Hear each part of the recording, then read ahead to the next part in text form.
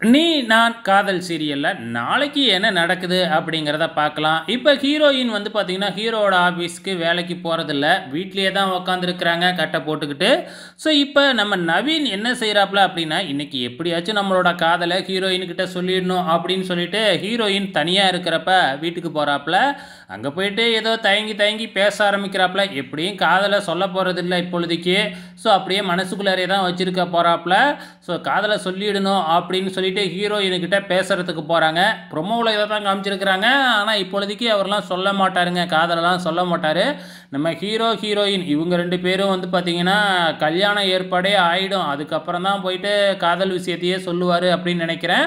So wait பண்ணி பார்க்கலாம். இங்க ஒரு பக்கம் நம்ம ஹீரோ வந்து ஆல்ரெடி ஹீரோயின மிஸ் பண்ண ஆரம்பிச்சுட்டாங்க. இன்னைய எபிசோட்லயே வந்து பார்த்தீங்கன்னா, நம்ம ஹீரோயின ஹீரோவுக்கு பிடிக்க ஆரம்பிச்சிடுச்சு. ஸோ இனிமேக்கு ஹீரோயின தேடி தேடி நம்ம ஹீரோ போக போறாருங்க. பார்த்து என்ஜாய் பண்ணுங்க.